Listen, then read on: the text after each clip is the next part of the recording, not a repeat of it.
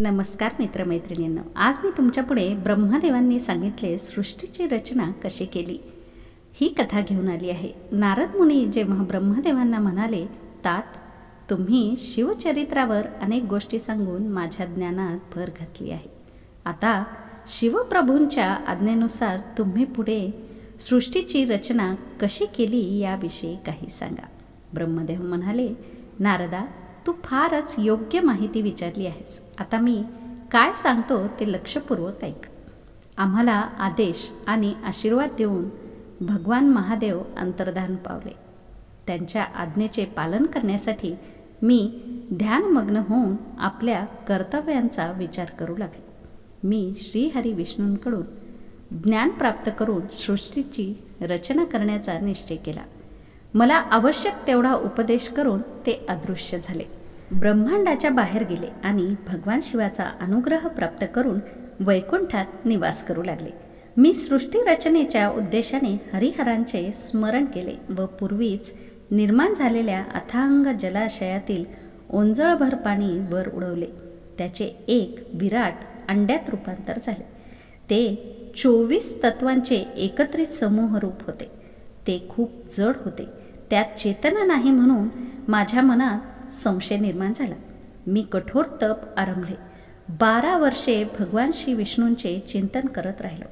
माझी आराधना पाहून श्रीहरी प्रकट झाले. त्यांनी मला प्रेमाने स्पर्श केला. मी भानावर आल्यावर ते म्हणाले, ब्रह्मदेव, मी तुमच्यावर प्रसन्न आहे. तुम्हाला जी इच्छा असेल तो वर मागा. भगवान महादेवांच्या कृपेने तुमच्या सर्व अपेक्षा पूर्ण करण्यास मी समर्थ आहे. मी म्हणालो, हे श्रीहरी, हे महाविष्णू, तुम्ही दर्शन देऊन माझ्यावर फारच कृपा केली आहे. भगवान शिवांनी मला तुमच्या हाती सोपवले आहे म्हणून मी तुम्हाला नमस्कार करतो. शिवांच्या सृष्टी शक्तीने उत्पन्न झालेले 24 तत्वांचे हे विराट अंडे जड आहे. त्यास चेतना प्रदान करा. माझ्या विनंतीला अनुसरून श्रीहरींनी अनंत रूप धारण केले. हजारो मस्तके, हजारो नेत्र, हजारो हात व हजारो पाय असलेल्या भगवान श्री विष्णूंनी त्या अंड्याला सर्व बाजूंनी व्यापून टाकले. ते स्वरूप फारच अद्भुत होते. मी त्यांना अनन्य भावाने नमस्कार केला व त्यांची स्तुती करू लागलो. तेव्हा त्यांनी जड रूप अंड्यात प्रवेश केला. त्यामुळे ते सचेतन झाले. अशा प्रकारे पाताळापासून सत्यलोकापर्यंत विस्तीर्ण अशा त्या अंड्यात श्रीहरी विराजमान झाले. त्यामुळे त्यांना वैराज पुरुष म्हटले जाते. या सर्व लोकांच्या वर सुरम्य कैलास नगर असून भगवान शिवांनी ते स्वतःला राहण्यासाठी निर्माण केले आहे. संपूर्ण ब्रह्मांडाचा नाश झाला तरी वैकुंठ आणि कैलास यांचा नाश होत नाही. ही दोन्ही स्थाने अमर आहेत. मी मात्र सत्यलोकात वास्तव्य करून आहे. हे मुनिश्रेष्ठ, आता पुढील वृत्तांत ऐका. महादेवांच्या प्रेरणेने मला सृष्टी निर्मितीची इच्छा झाली. त्या संदर्भात विचार करत असताना माझ्याकडून नकळत तमोगुणी सृष्टीची उत्पत्ती झाली. तिला अविद्या पंचक असे म्हणतात. मग मी प्रसन्न मनाने व अनासक्त भावाने पुन्हा सृष्टीचे चिंतन करू लागलो. त्यावेळी माझ्याकडून वृक्षादी स्थावर पदार्थाची रचना झाली. याला मुख्य सर्ग म्हणतात. हा पहिला सर्ग पुरुषार्थ साधून देणारा नाही म्हणून मी दुसरा सर्ग उत्पन्न केला. यात पशु, पक्षी इत्यादिकांचा समावेश आहे. दुःखाने भरलेल्या या सर्गाचे नाव आहे तिर्यक स्तोत्र. हा सर्गही पुरुषार्थ साधून देणारा नाही म्हणून मी उधर्व स्तोत्र नामक तिसऱ्या सर्गाची रचना केली.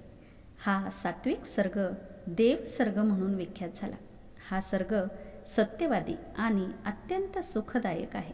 परंतु हाही पुरुषार्थाचे साधन होऊ शकत नाही. हे लक्षात येताच अन्य सर्गाच्या निर्मितीसाठी मी भगवान शिवाचे चिंतन करू लागलो.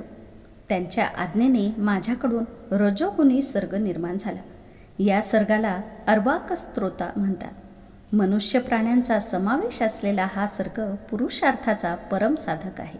याचे मला समाधान वाटले. त्यानंतर मी भूतादिकांचा समावेश असलेला सर्ग उत्पन्न केला. अशा प्रकारे माझ्याकडून 5 प्रकारची वैकृत सृष्टी निर्माण झाली. याशिवाय आणखी 3 प्राकृत सर्ग आहेत. ते माझ्या सानिध्याने प्रकृतीतून प्रकट झाले आहेत. त्यात पहिला महत्सर्ग हा महत्त्वांचा सर्ग आहे. दुसरा सूक्ष्म भौतिक सर्ग हा तन्मात्राचा सर्ग आहे आणि तिसऱ्या सर्गाला वैकारिक सर्ग म्हणतात. अशा तऱ्हेने 5 वैकृतिक आणि 3 प्राकृतिक सर्ग मिळून 8 प्रकारची सृष्टी निर्माण झाली. या 8 सर्गांशिवाय आणखी एक 9वा सर्ग आहे. तो प्राकृतही आहे आणि वैकृतही आहे. द्विजात्मक असलेल्या या सर्गाला कौमार सर्ग म्हणतात. यात सनक सनंदन आदी कुमारांची निर्मिती झाली. हे 4ही कुमार माझे मानसपुत्र असून माझ्यासारखेच आहेत. वैराग्याने संपन्न आणि उत्तम व्रतांचे पालन करणारे आहेत. प्रपंचापासून अलिप्त व ज्ञानी आहेत. ते सतत भगवान शिवाचेच चिंतन करत असतात. मी वारंवार सांगूनही त्यांनी सृष्टिकार्यात लक्ष घातले नाही. त्यांचे नकारात्मक उत्तर ऐकून मला अतिशय संताप आला. मी भगवान श्री विष्णूंचे स्मरण केले. ते शीघ्रतेने आले. त्यांनी माझी समजूत काढली व म्हणाले, भगवान शिवाच्या प्रसन्नतेसाठी तुम्ही तपश्चर्या करा. त्यांच्या सांगण्यावरून मी प्रदीर्घ काळ उत्कृष्ट तपाचरण केले. त्यावेळी माझ्या दोन्ही भुवया व नासिकेच्या मध्यभागातून भगवान शिव अर्धनारीश्वर रूपाने प्रकट झाले.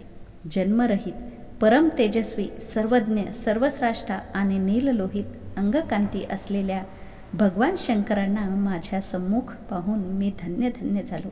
मी त्यांना भक्तिभावाने नमस्कार केला. त्यांना प्रसन्न करण्यासाठी त्यांची स्तुती करू लागलो. मग त्यांना जीवांची सृष्टी करण्याची विनंती केली. माझे म्हणणे मान्य करून महारुद्र महेश्वरांनी स्वतःसारखेच स्वरूप असणाऱ्या पुष्कळ गणांना उत्पन्न केले. मी त्यांना पुन्हा विनंती केली, हे महाप्रभो, हे महादेव, आता तुम्ही जन्ममृत्यूरूप बंधन असणारी जीवसृष्टी उत्पन्न करा. तेव्हा महेश्वरांना हसू आले. ते म्हणाले, हे विधाता, मी जन्ममृत्यूचे भय असलेली प्रजा उत्पन्न करणार नाही. कारण कर्माच्या अधीन असल्यामुळे ते जीव दुःखांनीच युक्त असणार आहेत. मी गुरुरूपाने उत्तम ज्ञान देऊन त्यांचा उद्धार करेन. म्हणून जन्ममृत्यूचे भय असलेली दुःख व्याकुळ प्रजा तुम्हीच उत्पन्न करा. तुम्ही माझ्या आज्ञेने मोह मायादी बंधनांनी बांधलेली जीवसृष्टी निर्माण करणार आहात. म्हणून ही माया तुम्हाला बांधू शकणार नाही. नारदा, अशा प्रकारे मला प्रेरणा देऊन भगवान महादेव आपल्या पार्षदांसह माझ्या देखतच अंतर्धान पावले. ब्रह्मदेव पुढे म्हणाले, हे मुनिश्रेष्ठ, त्यानंतर मी शब्दातन मात्रा आदी सूक्ष्मभूतांचे स्वतः पंचीकरण केले. त्या 5 परस्पर संमिश्रण करून आकाश, वायू, अग्नी, जल आणि पृथ्वी यांची उत्पत्ती केली. पर्वत, समुद्र, वृक्ष आदी निर्मिती केली. कलादिक्रमाने युगापर्यंत जो कला विभाग आहे त्याची रचना केली. मी उत्पत्ती आणि विनाशशील असे अनेक पदार्थ निर्माण केले. पण तरीही माझे समाधान झाले नाही. तेव्हा मी सांब शिवांचे ध्यान करून साधनपरायण पुरुषांना उत्पन्न केले. माझ्या डोळ्यांपासून मरीचीला, हृदयापासून भृगूला, डोक्यापासून अंगिराला, व्यानापासून पुलहाला, उदानापासून पुलस्त्याला, समानापासून वसिष्ठाला, अपानापासून क्रतूला, दोन्ही कानांपासून अत्रीला, प्राणापासून दक्षाला, बगलेपासून तुम्हाला व छायेपासून कदर्माला उत्पन्न केले. त्यानंतर सर्व साधनांचे साधन असलेल्या धर्माला संकल्पाने उत्पन्न केले. अशा प्रकारे महादेवांच्या कृपेने उत्तम साधकांना निर्माण केल्याने मला स्वतःलाच कृतार्थ वाटू लागले. हे नारद, त्यानंतर माझ्या संकल्पाने उत्पन्न झालेला धर्म माझ्या आज्ञेने मानवरूप धारण करून आधी सांगितलेल्या साधकांच्या प्रेरणेने साधना करू लागला. मग मी स्वतःच्या विभिन्न अंगापासून सूर, असुर इत्यादी असंख्य पुत्र उत्पन्न केले. त्यांना भिन्न भिन्न शरीरे दिली. मी शिवप्रेरणेने स्वतःच्या शरीराचे 2 भाग करून द्विरूप झालो. अर्ध्या शरीराने पुरुष व अर्ध्या शरीराने स्त्री झालो. तो पुरुष म्हणजे स्वयंभुव मनु, ते उच्च कोटीचे साधक झाले. ती स्त्री म्हणजे शतरूपा, ती योगिनी आणि तपस्विनी झाली. मनूने विवाहविधीने अत्यंत सुंदर अशा शतरूपेचा स्वीकार केला.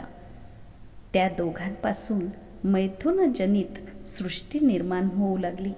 स्वयंभुव मनूपासून शतरूपाला प्रियव्रत आणि उत्तानपाद असे 2 पुत्र आणि आकुती, देवहूती व प्रसूती या 3 कन्या झाल्या.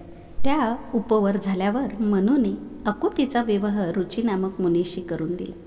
देवहूती कर्दमांना आणि प्रसूती दक्ष प्रजापतीला दिली. त्यांच्या संततींनी सर्व जग भरून गेले. रुचीपासून आकुतीने यज्ञ आणि दक्षिणा हे युग्म निर्माण केले. यज्ञाने दक्षिणेच्या ठायी 12 पुत्र उत्पन्न केले. कर्दमांपासून देवहूतीला अनेक कन्या झाल्या. दक्षापासून प्रसूतीला 24 मुली झाल्या. त्यांची नावे अशी आहेत: श्रद्धा, लक्ष्मी, धृती, तुष्टी, पुष्टी, मेधा, क्रिया, बुद्धी, लज्जा, वसु, शांती, सिद्धी, कीर्ती, ख्याती, सती, संभूती, स्मृती, प्रीती, क्षमा, सन्नती, अनुसूया, ऊर्जा, स्वाहा आणि स्वधा. यापैकी पहिल्या 13 कन्यांनी धर्माशी विवाह केला, तर उर्वरित 11 कन्यांनी अनुक्रमे भृगु, शिव, मरीची, अंगिरा, पुलस्त्य, पुलह, क्रतु, अत्री, वसिष्ठ, अग्नी आणि पितर यांना वरले. यांच्या संततींनी त्रैलोक्य भरून गेले. दुसऱ्या कल्पात दक्षाला 60 कन्या झाल्या. त्यापैकी 10 कन्या धर्माला, 27 कन्या चंद्राला, 13 कन्या कश्यपांना, 4 कन्या ताक्षारला आणि भृगु, अंगिरा, कुशाश्रव यांना प्रत्येकी 2 कन्या अर्पण करण्यात आल्या. त्या स्त्रियांकडून चराचरातील बहुसंख्य प्राण्यांची उत्पत्ती झाली. दक्षाने महात्मा कश्यपांना ज्या 13 कन्या विधीपूर्वक दान दिल्या होत्या त्यांची संतान परंपरा त्रैलोक्य व्यापून आहे. जेथे कश्यपांची संतती नाही अशी कोणतीही स्थावर जंगम सृष्टी नाही. त्यांच्या स्त्रियांकडून देवता, ऋषी, दैत्य, वृक्ष, तृण, लता, पशु, पक्षी, पर्वत असे सर्वच उत्पन्न झाले. अशा प्रकारे भगवान शंकराच्या आज्ञेने मी सृष्टीची रचना केली. पूर्वकाळी सर्वव्यापी शंभूंनी तपश्चर्येसाठी जिला प्रकट केली, रुद्रदेवांनी त्रिशूळाच्या अग्राने जिचे नेहमी रक्षण केले, ती शिवदेवी लोकहितार्थ दशकन्या सती म्हणून जन्मली. तिने भक्तांच्या उद्धारासाठी अनेक लीला केल्या. शंकरांशी विवाह केला. पुढे पित्याच्या यज्ञात आपल्या पतीचा अपमान झाला म्हणून तिने पेटत्या यज्ञकुंडात उडी घेऊन देहत्याग केला. तिला परमपद प्राप्त झाले. देवतांच्या विनंतीवरून देवी सती हिमालयाची कन्या म्हणून प्रकट झाली.